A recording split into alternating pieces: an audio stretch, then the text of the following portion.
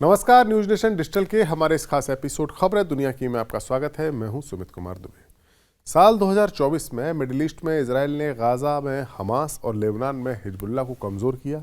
Syria में असद की सरकार ख़त्म हो गई।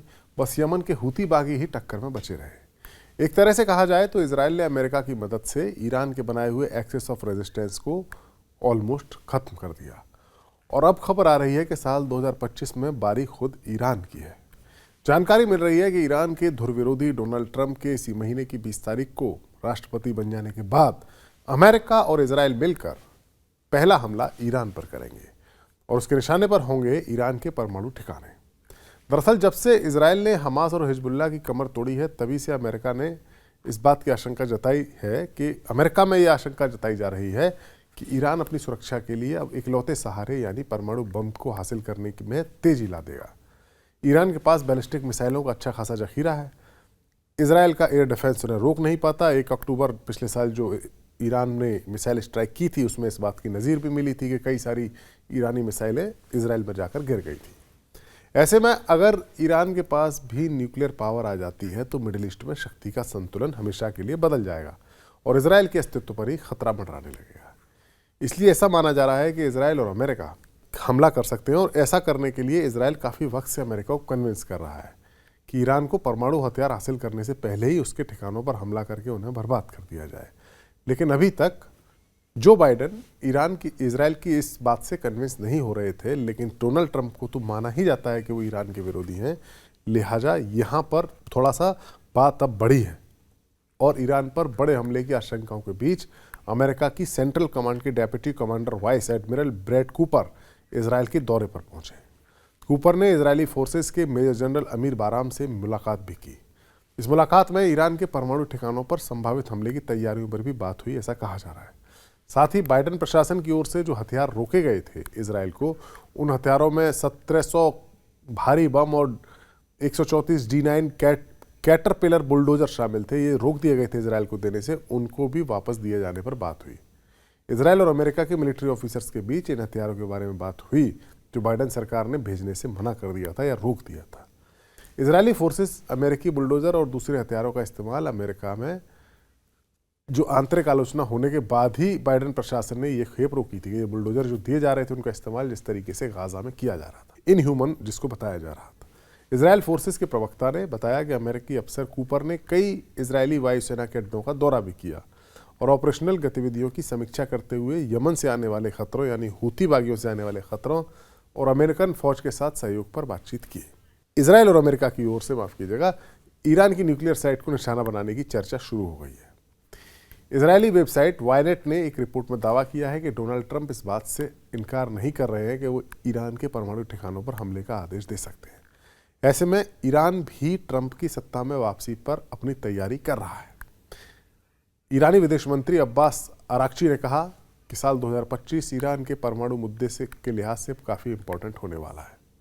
ईरान को लगता है कि ट्रंप की वापसी इजराइल को मजबूती देगी, जो फिर ईरान के साथ इजराइल की आक्रामकता और बढ़ जाएगी। अमेरिका की ओर से बड़े हमले के खतरे के बीच ईरान की फौज और इस्लामिक रेवोल्यूशनरी गार्ड कॉर्प्स यानी IRGC ने एक जो मध्य ईरान है वहाँ के नतांज परमाणु फैसिलिटी जो है उसके करीब एक जॉइंट हवाई रक्षा अभ्यास शुरू कर दिया है।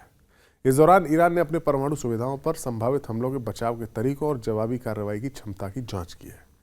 अभ्यास के पहले राउंड में ईरान की एयर डिफेंस यूनिट ने एक नकली इलेक्ट्रॉनिक वॉरफेयर की स्थिति के तहत अलग अलग तरह के हवाई खतरों का मुकाबला करने के लिए पॉइंट डिफेंस रणनीति का उपयोग किया, जिससे न्यूक्लियर फैसिलिटी की रक्षा की योजनाओं को अमल में लाया जा सके, उसका अभ्यास किया जा सके कि अगर हमला होता है तो कैसे बचाव करना है न्यूक्लियर फैसिलिटी का। ईरान की सरकारी मीडिया ने ख़त्म अल अनमिना एयर डिफेंस बेस के कमांडर ब्रिगेडियर जनरल गदर रहीम जादे के हवाले से सोमवार को बताया कि देश के एयर डिफेंस फोर्सेज ने देश भर में संवेदनशील केंद्रों पर कई प्रणालियां तैनात कर दी हैं, हवाई रक्षा प्रणालियां, जिनके बारे में दुश्मनों को जानकारी नहीं है।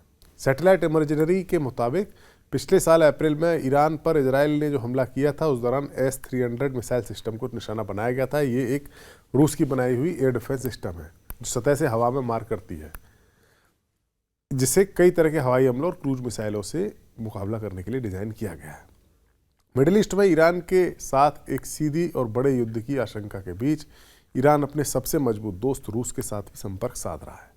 20 जनवरी को ट्रंप के सत्ता में बैठने से ठीक 3 दिन पहले ईरान के प्रेसिडेंट महमूद पेजेश्कियान रूस जाएंगे, जहां मॉस्को में उनकी मुलाकात रूसी प्रेसिडेंट पुतिन से होगी और दोनों मुल्कों के बीच एक ऐसी रणनीतिक समझौता हो सकता है जो मिडिल ईस्ट में गेम बदल सकता है।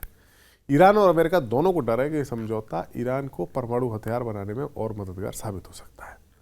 पेजेश्कियान और रूसी प्रेसिडेंट व्लादिमीर पुतिन के बीच जिस अहम समझौते पर दस्तखत होंगे वो रूस और ईरान के बीच बेहतर होते संबंधों में एक नई मिसाल होगा। इजराइल की वेबसाइट वायनेट ने जो खबर दी उसके मुताबिक रूस में ईरानी दूतावास ने अपने प्रेसिडेंट की मॉस्को यात्रा को कंफर्म किया है और दोनों देशों के बीच मौजूदा वक्त में मिलिट्री सहयोग हो भी रहा है। लेकिन यह समझौता अगर होता है तो ये परमाणु हथियारों के लिहाज से बेहद महत्वपूर्ण होगा। इस समझौते को लेकर इजराइल के लिए सबसे जो खतरनाक बात है वो ये है कि ईरान की काफ़ी परमाणु महत्वाकांक्षाएं हैं। इजराइल को डर है कि समझौते में ईरान को रूस से परमाणु कार्यक्रम में मदद मिल सकती है। इजराइल को लगता है कि यह पर्दे के पीछे होगा, इसका ऐलान नहीं किया जाएगा। इससे ईरान परमाणु क्षमता हासिल करने के और करीब पहुंच जाएगा, जो इजराइल के लिए टेंशन बढ़ाने वाला है। ईरान वैसे भी कई सालों से परमाणु बम बनाने की क्षमता हासिल करने में जुटा है। ईरान ने IAEA को पिछले दिनों एक रिपोर्ट सौंपी थी, उसमें बताया था कि उसने 6000 नए सेंट्रीफ्यूज लगा दिए हैं। पहले उसके पास 10,000 सेंट्रीफ्यूज थे, अब 6000 और लगाने के बाद 16,000 सेंट्रीफ्यूज हो जाएंगे, जिससे वो यूरेनियम का और ज़्यादा संवर्धन तेज़ी से कर सकता है और परमाणु बम बनाने के और ज़्यादा नज़दीक पहुंच जाएगा। लेकिन ये माना जा रहा है कि परमाणु बम बनाने की फाइनल क्षमता हासिल करने में ईरान को वक्त लग सकता है।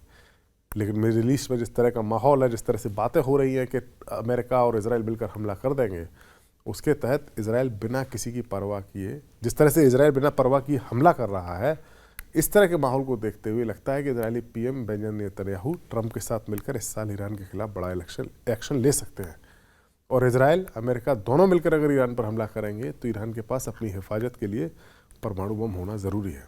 ईरान के सुप्रीम लीडर खामेनेई भी कह चुके हैं कि इस साल परमाणु प्रोजेक्ट को लेकर बहुत अहम फैसले होंगे। जाहिर है उनका इशारा यही है कि इस मसले पर पश्चिम एशिया के देशों से कोई समझौता या तो होगा पश्चिम के देशों से, या फिर ईरान न्यूक्लियर बम बना लेगा। संभवतः ईरान को न्यूक्लियर बम बनाने का फाइनल फार्मूला देने में रूस की भी अहम भूमिका हो सकती है और इस फैसले के लिए ही पेजेश्कियान पुतिन के साथ मीटिंग करने जा रहे हैं। इस मीटिंग में तय होगा। अब आप इससे अंदाज़ा लगाइए कि एक तरफ इजराइल और अमेरिका की ओर से ईरान के परमाणु ठिकानों पर हमले की तैयारी है, दूसरी तरफ ईरान इन ठिकानों को बचाने के लिए प्रैक्टिस कर रहा है, युद्ध अभ्यास कर रहा है, अपने राष्ट्रपति को रूस भेज रहा है, जहां चर्चा है कि वहां से शायद परमाणु न्यूक्लियर बम बनाने का फॉर्मूला वो लेकर आएंगे। ऐसी तमाम संभावनाओं के बाद अब एक हाहाकारी साल 2024 के बाद मिडिल ईस्ट में उससे भी ज़्यादा खतरनाक साल 2025 के लिए स्टेज एक तरीके से सेट हो गई है। जहां एक और अमेरिका इजराइल हो सकते हैं तो वहीं दूसरी ओर ईरान के साथ रूस देगा और शायद पर्दे के पीछे चीन भी होगा। हमारा वीडियो आपको कैसा लगा? कमेंट सेक्शन में जाइए और अपनी राय हमें ज़रूर दीजिए। नमस्कार।